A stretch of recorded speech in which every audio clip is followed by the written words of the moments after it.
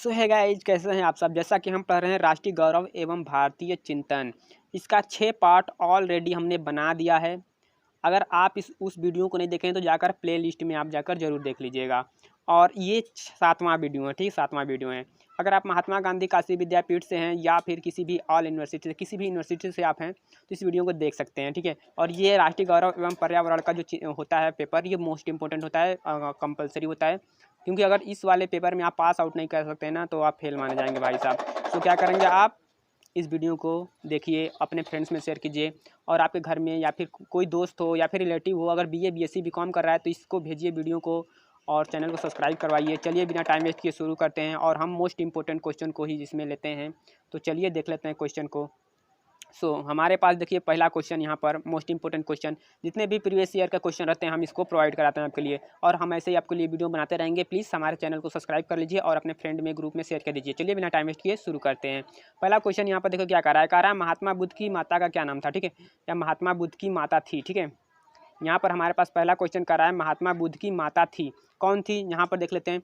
यहाँ हमारे पास 4 ऑप्शन दिया गया है, इसमें से एक सही रहता है। बट आप लोगों को एक टिक मारने के लिए ऐसे नहीं दिया रहेगा। आपको पेपर में जो मिलेगा आंसर सेट, उस पर क्या करेंगे, ऐसे इस तरह से गोला रहता है, उसको पूरी तरह से अच्छी तरह से नीली तरह से फिलअप करना पड़ेगा, पूरी तरह से रंगना पड़ेगा। देखिए हमारे पास यहाँ पर क्वेश्चन है महात्मा बुद्ध की माता कौन थी या क्या नाम था उनका। तो पहला ऑप्शन है यहाँ पर महामाया, दूसरा यशोधरा, तीसरा त्रिशूला, और चौथा है महाप्रजापति गौतमी, ठीक है। तो ये ऑप्शन इसमें से पहला है, महामाया उनका नाम था, ठीक है। इनके अगला क्वेश्चन देख लेते हैं। अगला क्वेश्चन देखिए हमारे पास यहाँ पर देखो, मोस्ट इंपॉर्टेंट क्वेश्चन परीक्षा में बार बार पूछा जाता है। चलिए अगला देख लेते हैं। क्वेश्चन नंबर 2 हमारे पास देखो क्या कह रहा है। यहाँ पर देखो कह रहा है महात्मा बुद्ध, ठीक है, महात्मा बुद्ध ने प्रथम उपदेश कहाँ दिया था। तो ये सब आप लोग जानते हैं, ये बार बार पूछे जाने वाला मोस्ट इंपॉर्टेंट क्वेश्चन है। ये जो महात्मा बुद्ध अपना प्रथम उपदेश सारनाथ में दिए थे, ठीक है, सारनाथ में दिए थे, जो पहला ऑप्शन सही है। देखिए दूसरा ऑप्शन पावा दिया है, और बहुत सारे ऑप्शन 2 ठो होंगे, ठीक है, तो वो सब गलत है। यहाँ पर देखो कह रहा है कुंडल वन, और इनमें से कोई नहीं, तो ये सब जानते हैं, ये सब गलत है। चलिए अगला क्वेश्चन देख लेते हैं। क्वेश्चन अगला देख लेते हैं। वीडियो को शेयर कीजिएगा अपने फ्रेंड्स में और ग्रुप्स में जहाँ भी हैं, और चैनल को सब्सक्राइब कर लीजिएगा। चलिए अगला क्वेश्चन नंबर 3 यहाँ पर देखो कह रहा है बुद्ध का जन्म स्थान कौन सा है, या फिर बुद्ध का जन्म स्थान क्या है। यहाँ पर देखिए हमारे पास पहला ऑप्शन है कुशीनगर, दूसरा सारनाथ, तीसरा ऑप्शन पावा, और चौथा ऑप्शन कर रहा है कुंडल वन। इसमें से हमारे पास जो पहला ऑप्शन है कुशीनगर, ठीक है, कुशीनगर ये हुआ ऑप्शन सही है, ठीक है। बुद्ध का जन्म स्थान कुशीनगर में हुआ था। अगर आपको ये वीडियो ज़्यादा स्पीड लगे तो आप प्ले लिस्ट में जाइएगा, और वहाँ से सेटिंग से जाकर आप इस वीडियो को कम या ज़्यादा स्पीड इसका कर सकते हैं, ठीक है। तो आपके ऊपर है, तो आप कंट्रोल आपके हाथ में है, ठीक है। तो आप कुछ भी कर सकते हैं इस वीडियो के साथ। चलिए अगला क्वेश्चन देख लेते हैं। क्वेश्चन नंबर 4 यहाँ पर कह रहा है हमारे पास महात्मा बुद्ध की मृत्यु हुई थी, ठीक है, महात्मा बुद्ध की जो है मृत्यु कहाँ हुई थी।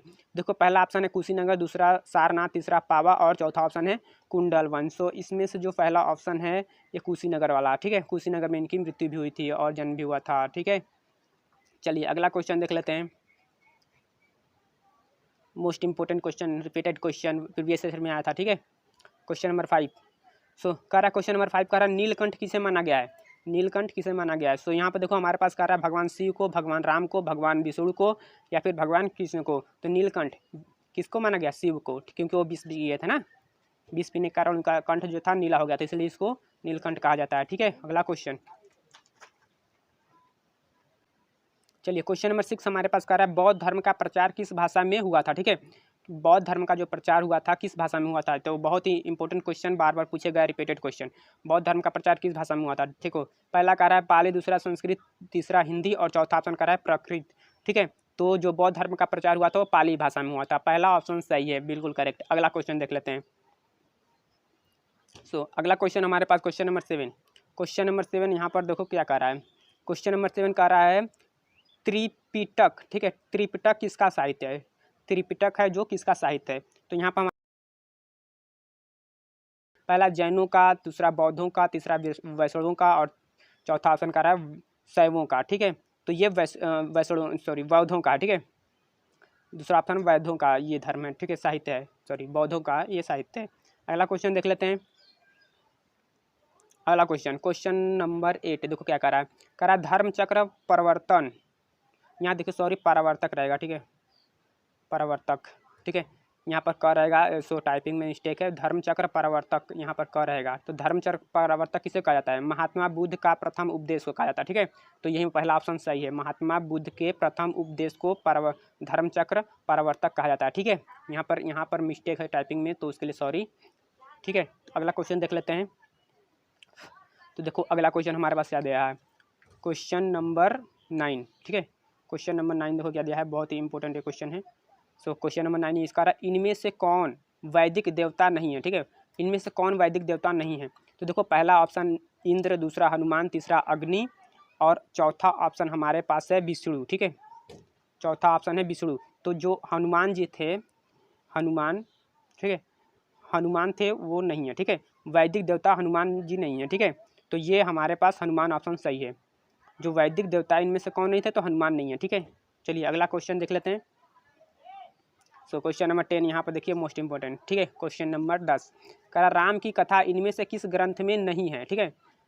राम की जो कथा इनमें से किस ग्रंथ में नहीं है, तो देखिए कौन से ग्रंथ में नहीं है। तो पहला ऑप्शन यहाँ पर देखो दिया है, पहला ऑप्शन यहाँ पर देखो कह रहा है ऋग्वेद, दूसरा कह रहा है दशरथ जातक, तीसरा है कदम्ब रामायण और चौथा ऑप्शन यहाँ कह रहा है उत्तर रामचरित। तो इसमें जो है हमारे पास ऋग्वेद है, ठीक है। पहला ऑप्शन ऋग्वेद, इसमें राम की कथा का वर्णन नहीं किया गया है, ठीक है, नहीं मिलता है, ठीक है। अगला क्वेश्चन देख लेते हैं। ये सब इंपॉर्टेंट क्वेश्चन प्रीवियस ईयर में आया हुआ क्वेश्चन हमने आपके लिए है। क्वेश्चन नंबर 11 देखिए, क्वेश्चन नंबर 11 कह रहा है महावीर की मृत्यु कहाँ हुई थी, ठीक है। महावीर की मृत्यु कहाँ हुई थी?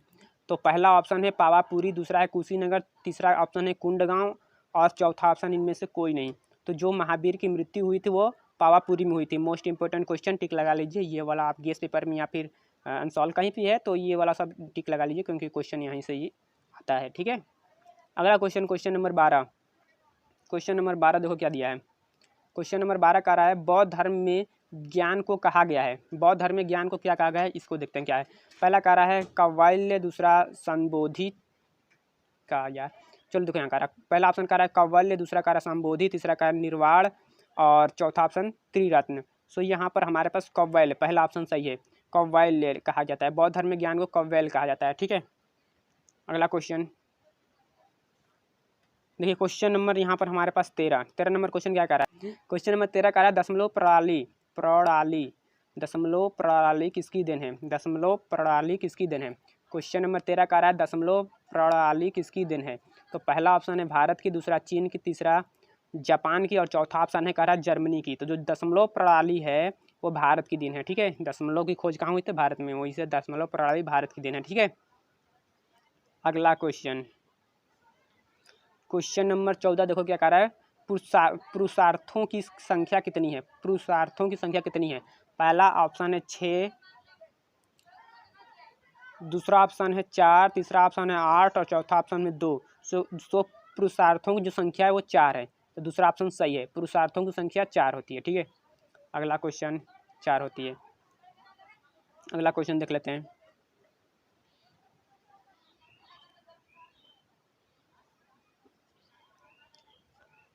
सो देखो क्वेश्चन नंबर 15 हमारे पास कर रहा है प्राचीन भारत में वैदिक डॉक्टर कौन थे, ठीक है। प्राचीन भारत में वैदिक डॉक्टर कौन थे? तो पहला ऑप्शन ही सही है, वह अश्वनी कुमार थे, ठीक है, अश्वनी कुमार थे।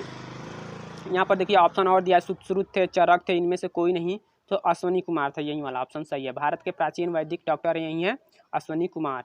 मोस्ट इंपॉर्टेंट, ये इंपॉर्टेंट है, आ सकता है भारत पेपर में आ सकता है, ठीक है। क्वेश्चन नंबर 16 देखो कह रहा है भारत में सोने की खान के लिए कौन सा स्थान प्रसिद्ध है?